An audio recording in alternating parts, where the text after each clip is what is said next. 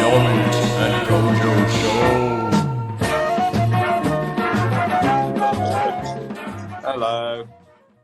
Yeah. Little hurricane kick. What else did I do?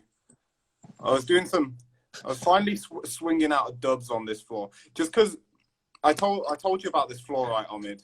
What? There's got like some holes in and stuff. Oh no, you haven't mentioned. So see that bit where, so it was really daunting getting like dub swings and just harder stuff on it. Like triple cork's more chill because I know like where I'm going to take off and where I'm going to land. But about a meter further down that line, there's holes. And then on each of the lanes either side. So it's like I have this really small window where I've got to keep things in. But I hate that shit. Is it, how bad are the holes? Are they like there's some holes, there's some Oslo movement gathering holes on that floor. So it gives me PTSD. So I've got to be really careful. But it's not all bad. It means I practice stuff more. And those kind of situations are scary. Like I even on the the jam floor. Like, I think there's specific types of floors as well. Well, it's not that sketch. Like I think for most people it wouldn't necessarily be that sketch, but for me doing touchdown raise punch, I was like rocking all the way up my spine, very specific spots.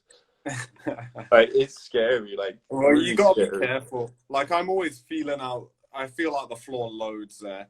It's cool though. I'm grateful to have a gym. Also, you think I'm ready to swing my raise? I was just about to say that raise is looking swingable, mate. It's getting there. Also, the other day, it's still shit, but I'm getting the side swipe too. Finally, at long last. As you know, I struggle with the side swipes. I don't know why. Just don't work. And then what's this? No, that's another raise. There's just a million raises on this camera roll. Several million raise. What else? Oh, I got some other stuff. Got some clips of little Joao as well. Little baby Joao. Oh, let's see little baby Joao. Look at him go. All right, slow-mo Joao.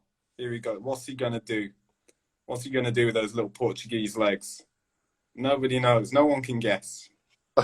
I hate it when the whole clip is slow-mo. I hate it so much. I know. It's just the way Instagram plays any slow-mo. I've lost interest. Yeah. All right, this one's not all slow-mo. It's just a little bit slow-mo. Oh, I think was this one of his? Yeah, he was doing this weird D-leg snafu thing.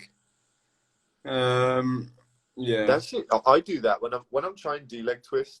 I end up kind of, because I bend one of the legs most times, which I find really, really difficult to fix. It's kind of like D-leg tech. There's that. I got this Attenborough. Oh, you can't see it properly. Some shots of Porto. Lovely. The new apartment. Oh, Omid, I got good news about the sexy Celine who is showing us around the apartment. If she somehow took a little picture. She does follow me on Instagram. Does she really? If you see this, Celine, I'm only joking. We like to have a good time here on the Omid and Kojo show. This isn't actually the apartment I'm getting though. This is the upstairs one. We're getting the downstairs one, but it's all really nice. Yeah. No, I'm gassed about it. Is that the street that it's on? What else I got? Is a triple cork. Oh, is another triple cork. I don't know. I'm just drilling stuff. Is a couple of comments. Triple B twist. All right, enough clips for now. Yeah, someone asked how you hurt your ankle. Because I know you hurt it at OMG, but you can only see the end of it at the end of the on the Plan Zero video. So the OMG floor, like maybe they've sorted it now. I don't know, but when I was there last, it had a bunch of like holes in. It was like one of the sketchiest floors. So the story of it's pretty tragic, but it's something we can all learn from. How I broke my ankle badly and tore my ligaments. The floor was really sketch with holes in. So I'd already tricked on it, and the whole time I was thinking, oh, this is kind of dangerous. This is pretty sketchy. And then it was the battles, and I was like, well, I'm not going to battle. I'm not doing any more tricks on this floor. Too dangerous. Everyone else is throwing down all crazy, but it's like, Alexander was doing mad stuff on there, but imagine Alexander with like a 30 kg weighted vest on. His ankles probably won't last so well in a hole, you know? Yeah. And that's what my body it weighs a lot, and I go pretty high, so it's dangerous. And so I wasn't doing any more tricks because I was going to America for 2 months, 4 days later. And then Alexander Anderson did shuriken cut scissor, and there was a break in the battles, and I was hyped just from seeing that. It got me really excited. Yeah. So I did 10 switches to dub, and it felt like the easiest it's ever felt. Like I really dropped out of the dub. And I was like, I'll do 15 switches to dub, because I'd only ever done that once. But I like, yeah, I feel like doing some switches. I'll do 15 to dub. Broke my ankle into pieces in a hole. Moral of that story is, if the floor's dangerous, it's not even worth chancing it. Because you might have a fun session, you might have a good time, or you might break your ankle and spend 2.5 years trying to recover from it. So it's not legit it. Like 2.5 years of recovery. Yeah, I mean, it still hurts. It hurts right now. Like it's been 2.5 years. Well, it's weird like that, because that was one of the hypest battles that I'd ever seen. Because that was the semi-final, wasn't it? Alexander versus Wilconis, I think. Yeah, it was so sick. And it was one of the craziest battles I've ever seen. The most hype. That whole thing was mental. Like Dom Tomato did fucking what is it? Vortex front over the railing from the upper platform onto the floor. And the whole thing, mad.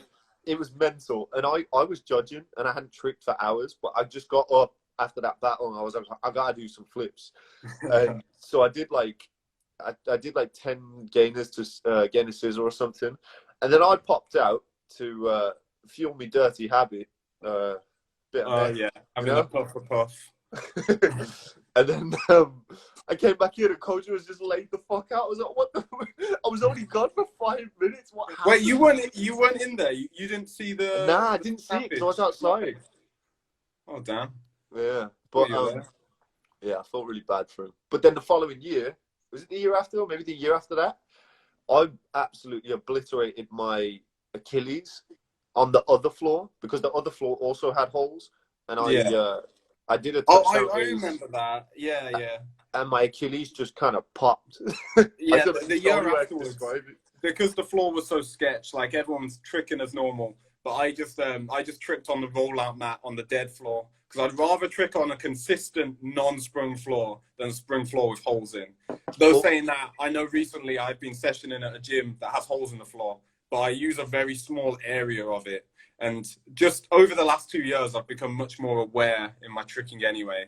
Well, that's the thing for me. Like, I was testing the floor, and the lane that I was tricking in didn't feel like it had any holes. But then when I did the touchdown raise, I went to punch, and I think I was just going to do like full D-leg twist or whatever. But all of a sudden, there was a hole there. They're definitely, like, I tested it. I hopped up and down, all the way up and down the few lanes nearby. Just like, it's easy to miss a bit. Yeah. Like, I'm really trying to get to know this floor. That's why even after about a month, I only started doing dub swing on it today, because I was only confident enough that there was a gap, well, a space that was like safe to do it. Yeah. Been doing, what's that? Oh yeah, it's doing them. I showed you that before though. Yeah. I want to do something with that, because it would be cool. So another one. Yeah, better 9 double, not as good helicoptero.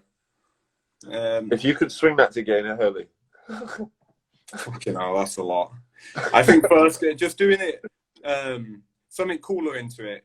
Like, hurricane kick's been getting better, so I'm hoping on a good day, like hurricane kick, and then raise, swing 9 double hyper, B kick helicoptero. If I did that, because if that was done really nice, that'd be a really sick combo. Or try and get B kick helicoptero to vanish touchdown raise. I've been trying to work for that one, but you need to hit triple tricky. You need to. Yeah. It's just like the fusion of the two worlds, just like weird fucking movement into like raw power. And the way you do touchdown raise trip as well, it looks sick. Yeah, that'll be a good time. Someone said one day. So is the floor at Oslo? Well, okay. Two questions. What do you mean holes? Like the plywood is broken? Well, it could be various different things. Sometimes not lined up right. The plywood will like shift a little bit, either because the way it's put together or just from use over time or whatever. and the other time it is literally just like a crack in the plywood. And so if you hit it, then your weight or if there's goes any all the way foam blocks through. missing. Yeah. Have you seen that? You felt that with floors? Because that's like, it will kind of, there won't be a hole necessarily, but there'll be a bit that dips down way more than other bits, and that's another way. It all just makes you like, you time the landing wrong. And I feel like those sort of things, I know that it was like getting stuck in a gap in the floor that messed up Mike Guthrie's ankle a few years back. And I think when you get onto higher level tricking, I think bad floors become more dangerous for you. Think about this one. We've never discussed this, and I haven't even thought about it until right this second. But I think when you're a higher level tricker, then bad floors are more dangerous than if you're in the earlier stages of your tricking. Because if you're in the earlier stages of tricking, just the way you do everything, there's much more up and down to everything that you do. Like you'll do a cork and land, swing into another cork, or you'll do cheat nine and hook, cartwheel, and then pop off into whatever. But the more honed your technique gets, the more efficient it gets, the more all of your setups are very fast and low, and you're blocking out of them. So there's much more pressure on your ankle. Like if you have a really advanced gainer switch or cork or cart full, it's going to be much lower and much faster, and you'll land leaning forwards like that. So that's just everything on your ankle, and you're really putting a lot of trust in the floor. Whereas if your technique isn't that bad, then you're kind of landing and absorbing it and taking off. So if you land in a hole, you could still hurt yourself and like bust your ankle up, but I don't think as bad as when you're moving really fast and like really blocking. You ever thought about that? I think just generally, I mean, my main thought is, because I do a lot of punch shit, it's always that as I've got better, my punches got stronger. So when, like, my biggest problem with floors, even when they're not even broken, it's just that certain floors can't really take the pressure that I put on the ground when I do. Yeah, when you're bottoming it. And so I'll hit the ground underneath the floor, and then it sends this crazy shockwave all up my spine. So, but yeah, you're definitely right. Like an inconsistency, because the rest of your body will react. Like, for example, if you're doing the step into a touchdown raise, the rest of your body is still going to do what it would normally do. But if your takeoff leg is in a much deeper dip, and all of a sudden everything's out of whack, then it can just mean you end up like, I know, your whole body's just fucked because you break your wrist or do some crazy thing because you're doing what's normal. Yeah, that's I know, one to watch out for. If anyone watching, if you train on a sketchy floor, you can still make use of it, but you've just got to be very careful with it, don't you? You got to be a bit more strategic. Two of these comments. Grass. Yeah, true. Because if the grass is bumpy or has like dips in, that can mess you up. But yeah, two of these comments kind of fall into the same. They answer each other, because one says, "Luckily, the floors in Colorado are hella nice," and the other one says, "Which gym has your favorite spring floor?" Probably like scale in Colorado's floor is like cheat. Lots of the floors in Colorado feel like cheating. It's kind of like if you're doing stuff on there, it doesn't even feel like it would count as me doing it. Like when I was there, it felt like trampoline. It felt like the achievement of doing something on the trampoline, not like I'd actually done it on the floor, because it was so much easier than normal spring floors. Yeah, but that's cool. It's fun. It's fun. Weird that it kind of parades around as a normal floor, and like when you're watching the clips on it, you just think, oh, it's a normal floor, but then you do shit on it, and it's not. It's like the middle ground between normal floor and air track. Well, and that's how good it is. Omid, you've been on Tundra floor and you've been on those Colorado ones. Did you go to that? I forgot what it's called. There's another gym in Colorado I went to that it doesn't have lines on the floor, but it's another really nice, soft, bouncy floor. I forget what it's called, but do you know which one? Lily. It might be that dark coloured floor. Was it in like a sports center type place? Yeah. That's I prefer scale, but Lily is also really good. Also, Lily, one of the sketchiest floor setups. So it's actually kind of like level with the normal floor, and then it's hard at the side, and then it's just literally there's no real way to know. The carpet rolls over onto the fucking hard floor, so when you're about to land on the edge of the floor, you don't really know. So you could just be stomping onto concrete, expecting it to be sprung floor. Well, Badri's commenting saying you're talking about Cat's gym. I don't know if it was that one though, because I remember they were saying should we go to Cat's, and then I don't think we did go to that one. I think it's different. Cats is in Boulder. Yeah, it wasn't Cat's. Cat's the one where Ethan Turner did Tap Trip. Yeah, it wasn't that. That is a really nice floor. That floor looks sick. But yeah, I wanted to ask you, Omid, compare scale, for example, compare that one to Tundra. Like, what are the differences there? Because I've not been on Tundra floor. I think Tundra bouncier, harder, softer. It's a hard one because there were. I don't know. They're very similar, like very, very similar. And the material, it's like, I think scale is a little bit slippier, but in terms of bounce, it's not quite got as much depth, if you know what I mean by that. I don't really know how to describe it other than that, because it's kind of like when you do a trick, it feels like you can have, with Tundra, it feels like you're just going to keep going. If you put more force into it, you'll just get more spring. Whereas with scale, yeah, with scale, you can definitely tell there's a point where you're not going to get any more out of the floor. But like I said, with Tundra floor, for fucking hell, it feels eternal, the amount of bounce that you can get out of it. I think I've had better sessions on scale floor. And the main time I used the floor in Japan was during the competition. So, well, like surrounding the competition. So, yeah, I think Tundra's bouncier, but from my personal experience, I enjoyed scale more. All right.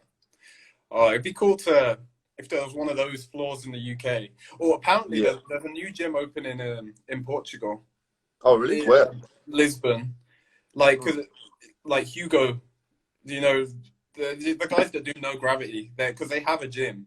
Like I went to it when I was here earlier in the year, but they're opening a new one that's like massive and has Tundra type floor, which I can't wait for. Like I'm gonna go down and throw down.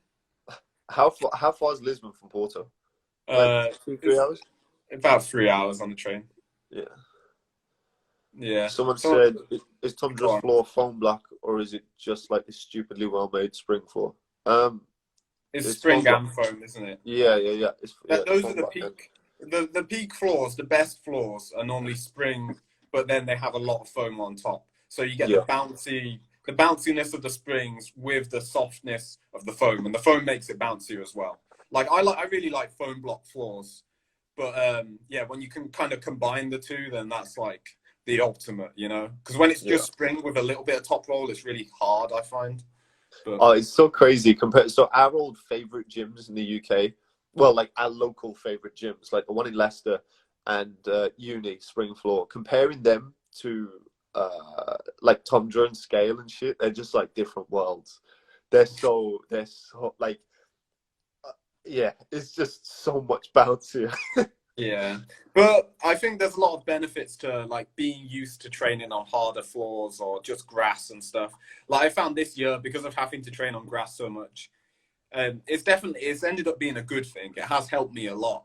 I feel like just because you're forced to be much more controlled, you're not clutching. Well, I guess some people do, but this age, when you've been tricking for like a decade, and you know, and you've had all these injuries, you're not trying to clutch power moves on grass. That's just not ever the move. So having to land everything like well and controlled kind of transfers over to the gym and makes everything a lot better. Yeah. Sorry, I'm just looking through these comments here. What are they saying? Nelson said the hooked floor is the best floor I've ever experienced. That floor that's a nice bounce as well. Yeah.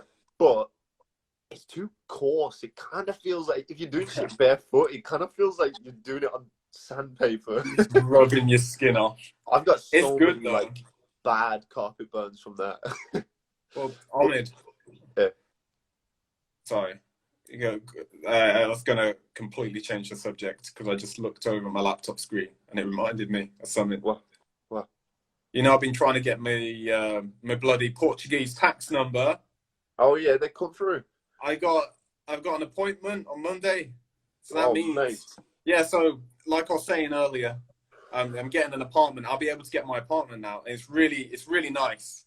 So we got like a courtyard that's big enough to trick in. It's not gonna. This isn't gonna be the home spring floor setup yet. This is kind of in between. I want to get like full residency and all of that, like a longer term thing. But I'm gonna get like a double layer of puzzle mats, I think, and I'll be able to train like 2 hitters and single tricks in the back garden. And wait, so is it your own like little private segment back garden?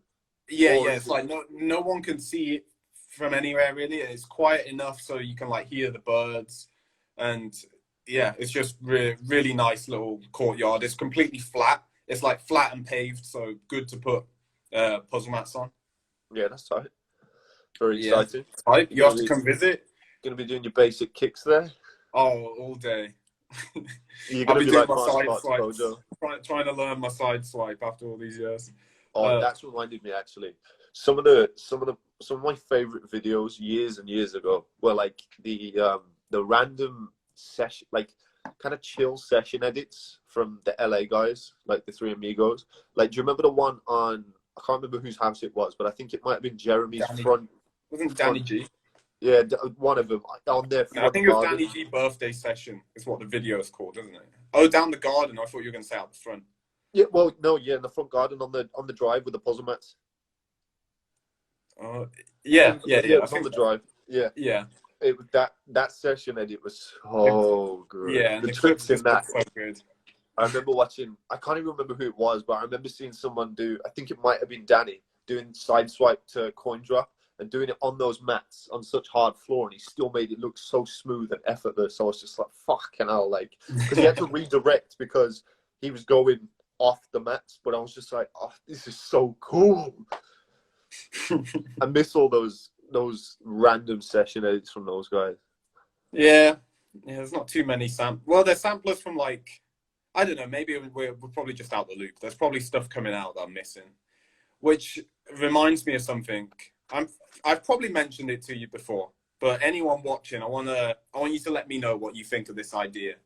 So because of the new Kojo's Trick Lab platform, we have a system of like filtering videos pretty much in a much easier way with recommended videos and all of that. And I was thinking, use the same system, but have embedded samplers from YouTube. And you can sort them by which country the tricker's from, how long they've been tricking, what style of tricker. So people could like add their own samplers or other samplers from other people they've seen onto there. Just the link. So this would be completely free. It wouldn't be like, it would just be under the same domain name, but you wouldn't have to log in or anything.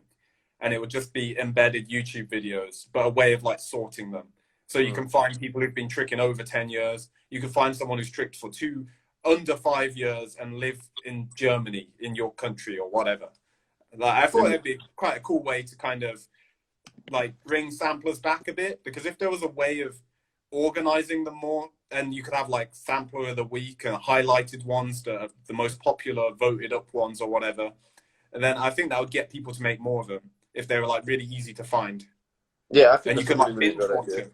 Because YouTube, if you watch a tricking sampler, it doesn't just recommend you loads of tricking samplers. It might recommend you tricking flips related things, but it's not like just samplers down the side, is it? But imagine you had something that was that, so it was you could just be watching samplers on there. I don't know. Let me know what you think. If you're watching on YouTube, let us know in the comments. If you're watching live, let us know. I think that'll be I think there's definitely a lot to be done with it, and it's a good incentive for more people to be like, I don't know, involved in what's going on with samplers and shit, because like it is a lot easier to kind of, I don't know, to get, like for us, I remember I would always make playlists of samplers, and I would just watch through them, and then I'd always be adding new ones and just be kind of, while I was stretching or just kind of in my spare time watching them all. But now it's kind of like, how do I find these samplers? And I know for a lot of people, like, they wouldn't be stumbling across that session that I was talking about, like the front drive edit of Danny G and Jeremy and all those guys. But if it's all just kind of there, and based off of the things that you're watching, you can see all the recommended ones, and you can build your own playlists from there. It would be a really good way to go. Yeah, and if you find a tricker, then you could just search that tricker's name and just have like all of their samplers. Yeah, exactly. Yeah. Or like if you like a cat, maybe, you know how people are always saying like, oh, no one's kicking anymore, no one has sharp kicks. Maybe some samplers like categorized for kick-based triggers, and you just put like, you tick the kick-based box, and then you get samplers from people who are really into kicks, because there are people out there who do really good kicks, and you'd be able to see them. They'd all be in one place. It'd be cool. Who has your favorite kicks, if you had to choose? It depends on the kick. It really depends on the kick, because there's some people's, like I think the Danny Graham's jackknife is amazing. Okay, because of the power of it, and his cheat 9 double is phenomenal as well. But then it's not like all of his kicks are my favorite. Like there's other people's cheat 9s that I prefer and stuff like that. And then Jeremy, like his double round stuff looks incredible. Like when he does the swing 9 with the double round and swing 9 rodeo round and all of that. Yeah. Badri said, Kojo, no one has sharp kicks anymore. I don't know if he's responding to me saying that no one has sharp kicks anymore, or trying to say that I said that no one has sharp kicks I think he's saying that you said that. Well, I didn't. I said that people are always saying that. Yeah. And this is, and then I explained, I don't know. I know, I already said what I said. Just no point saying just leave it. But yeah. Nelson said most people's cheat 9 is just a tornado. That's become so much more prevalent. I remember, when we were younger, it would happen, and there were a select group of people. Like I remember there was a lot of like the French guys would get a lot of slack for, I don't know, over cheating their kicks and stuff. But then now it's kind of like everyone does it, and no one really gives a fuck. Yeah, it's weird like how that's that's changed now. Like cheat 9's kind of become a different thing, which makes me. It's like someone was asking me about touchdown raise the other day, saying like, "Well, Shosei turns his foot this far, but Mike Guthrie does it like this. So what's the best way to do it?" And it made me think. Like my response to him was like, "The best way still hasn't been done yet with pretty much every trick." Like if you look back 10 years, then look back 10 years and find a trick, and it won't have been done in the best way because it's always kind of improving. So 10 years from now, pretty much every trick is going to be done in a completely different way, and it will just keep going like that. Like whether that's a stylistic choice or just for efficiency. Okay, so what do you think the best kind of advice for that is then? Do you think they should kind of go? Do you think they should lean into what feels a little bit more natural for them, but also kind of look at the people that are doing it really well and maybe try and fuse it together? Because let's say, for example, someone who's been tricking for like a few months starts doing that, and then make like a combination of like Ilya's, Mike's, and Shosei, and they take all the best bits, but they also do it in their kind of style. That's then going to create, well, in theory, like in this example, it could just create the best cheat 9 up to now. And then if someone else looks at them and kind of throws it all together, or do you think they should model it off of someone else's technique? Or I think it depends what you want, doesn't it? Like, do you want it to be as easy as possible, or do you, if you have maybe have a specific vision of like what you want it to be like? Because with like cheat 9s, if you like the look of over cheated ones, then it makes a lot of sense to do over cheated ones because they're easier. So you're just going to be able to do it easier and more consistently, and easier to get out a bigger kick as you don't have as much rotation to do. So it just makes a ton of sense to do it over cheated if you like the look of those ones. Whereas if you prefer it to be kind of legit, you have your idea of what legit is, then obviously work towards that. That's really a preference one, isn't it? It's like when it comes to how much do you invert certain things. You know, like shuriken cork. Some people can do it almost completely vert, where it's like a swing kick, but that's just preference. If you think that looks cooler, then it makes sense to do that, doesn't it? Yeah. I don't know. There's I don't know. Sorry, no answer from me. Stupid answer. Yeah, it's all good. It's true though. There isn't like a right answer, is there? Yeah, it's kind of tricks. I don't know. The more I've learned, the more I've kind of gone down that path and just being like, I don't know, one of those spiritual guys that's kind of like, yeah, man, just do you, express yourself. You know? G said, what's the takeoff point where it isn't over cheated? And it's like, you could ask 100 different trickers and they tell you different things, wouldn't they? I think when I started, the consensus was that if you're like, the knee you lift up is facing the target, that that's the right amount. And if it goes past that, then that's over cheated. That's the consensus that I kind of picked up on. But that doesn't seem to be the case anymore. I don't ever wait. How do you mean see that get mentioned or yeah? What? So you step over, and then the left. What is your understanding of it? I thought it'd be like a quarter turn off target, like from target. Before or after? Yeah, see, yeah, that's, I guess so. Yeah. Yeah, Nelson said target to 45 is legit, so that's like next eighth. But yeah, we're within that range. You could say within that 90 degrees, like 45 off the target to 45 over the target. You could say that's the range for a cheat kick. But if you look at almost anyone's like cheat 12, nearly everyone's cheat 12s are just way round. It's like, and loads of cheat 9 hypers. I don't know. I've paused frames on cheat 9 hypers before, and it's if you turned like 40 degrees more, then you're doing a 540 kick, which is crazy when you think about it. How much rotation has been taken off? But yeah. Sorry, I was people these days are taking off entire rotations. Which is true. But if they want to do that, I don't know. But I think it can start to not look that good. What? I think it depends, because there are people who do over cheat it, and they have some of my favorite looking cheat 9s, and it doesn't necessarily, because to me, like when you start doing, I don't know, the style of tricks that I'm talking about at this point are more like, it's not about it being like a martial arts kick. You know what I mean? It's just like getting into that position, floating around, and then just kind of like you might do like a well chambered and executed round, but it doesn't really matter all that much about a rotation. You're not really in the confines of like, this is how it should be done. And that's, I don't know. But then also, if you watch someone like, who's a good example? Yeah, someone like Danny G. He does it all super legit, and it's still super hype, and it's still awesome to watch. I think his cheat 9 doubles, that's the main one I think of with him. He does it like both chambered round kicks somehow. His cheat 9 is huge as well. Like, I think he might jump the highest in cheat 9. And because he's such a large man as well, it's so big. We got a few comments here. Not many of them have much substance. One says, "Yo, where is Flips?" Fantastic comment of the day. Tricking needs more clout. It's one of the comments. I don't know. Does it?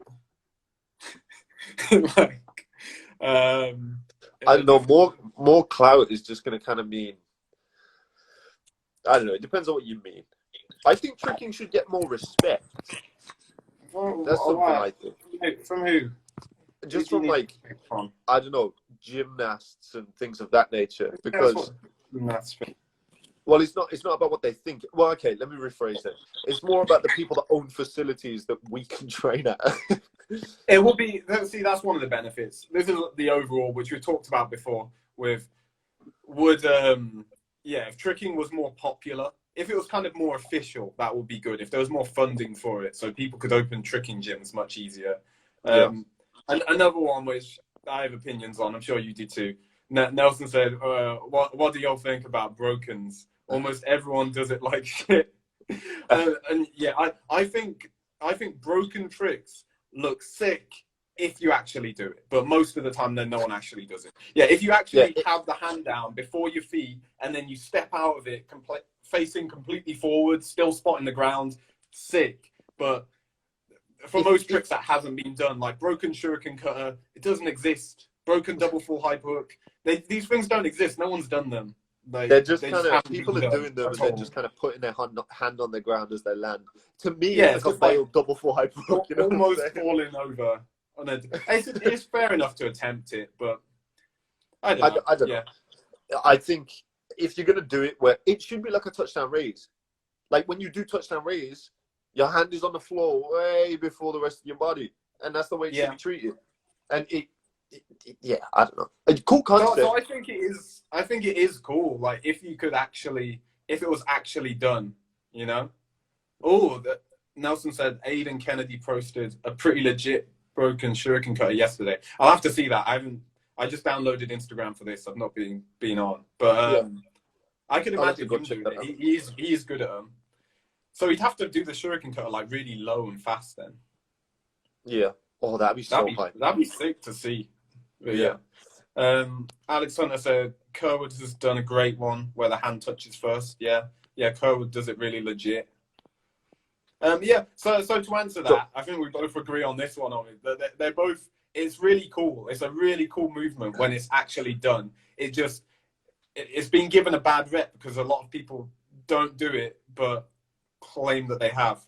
So then it seems like some lame thing when really it's just people claiming they've done it when they've not. Yeah, it's not. It's. I don't know. It's not been explored properly yet. I think when someone comes along and makes broken their shit, where it's kind of like their main thing is taking any and every trick and making it broken, then that'll be real cool. And they do it to a really high standard, which will be super exciting. But no one's done that yet. Yeah. People need to stop calling it the thing because I don't know. It's on one hand, who cares? But on the other hand, it's kind of like you're not doing it though. It's like if I was just sat here saying, "Oh yeah, I'm speaking French now," everybody would be like, "Well, you're not." So it's kind of fair if you. I don't know. I have such twisted views on this kind of shit. Yeah. I don't know. I think with that sort of thing, the way to actually solve it, I don't think you can solve it by saying anything to anyone. Like the way to solve it would be get really, really good at them. Yeah. It's like with people under rotating twists. I always think, well, just get really good at actually rotating your twists, and then that will encourage more people to do the same because of how cool it looks. But it's hard. I thought it was so funny when Alexander posted his quad cork just to rile everybody up. What? He posted the slightly under-rotated one and then posted another one that was a lot more rotated. But he posted the first one to rile everyone up. I told him to. I know, but it's so funny to me. Because it would get everyone hyped, but then people would be like, "Oh, is it legit? Isn't it?" And then he could post the second one. Yeah. But I told him to put a watermark on it as well. Yeah, because you know it's going to get shared around. So. Business manager Kojo. It didn't get that much. It got a decent amount of views, but that's one of those things that could have ended up just getting like 10 million views, or when they put it on random news, it's on Reddit or whatever. Shit, yeah, it could have blown up. So I thought like, yeah, put the watermark on just in case, you know. Yeah, but yeah. When I was in Japan with Alex, we were talking about I don't know, we were scheming because he'd been emailed. He was going back and forward with a sponsor, and I think it was Under Armour, and we were just talking, and he was like, "I don't know what to say to them." I was like, "Here, say this." And we were just like, we were sat on this balcony in Japan, just like constructing this email, and I was like, "Right, what's gonna benefit you most?" Oh well, Omid, I need to go. I need to go meet Jay at the airport. Oh yeah, word. Let's cut this one a little bit short. Go meet my mate. I'm going to show him the city. Someone said, "Have you guys been tricking lately?" Always. We're always on it. Mate. We're always flipping. But yeah, I'm going to do some flips with my mate, Jay Caramel Bear Knight. Show him a good time away from the kids. The kids and the old ball and chain. Yeah, I'm going to show him a river, take him to the beach, maybe do some scooting around. Be a good time. Alessio said, just to end on this, Alessio said, I think leg workouts could help with your tricking a bit. That's some insight right there. And that's why you watch the Omid Kojo show. See you next time. Peace. Peace.